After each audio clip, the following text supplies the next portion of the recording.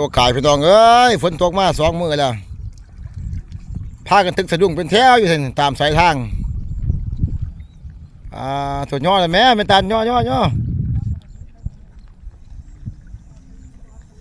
โอ้บ่ถือเนาะได้หลายเตือบบ่ใช้ในคลองน่ะเบิ่งแน่คือสิหลายเตือบเลยนี่ยำๆยับอยู่นี่โอ้มันเกือบครึ่งแล้วบ่นี่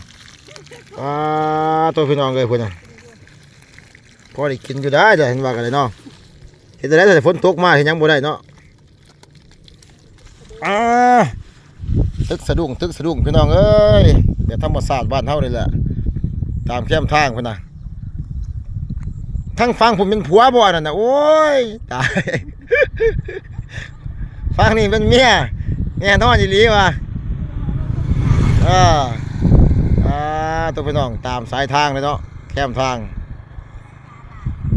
เขาตึกอยู่ข้างนั่นอยู่อันนั้นทั้งห้วยคดนั่น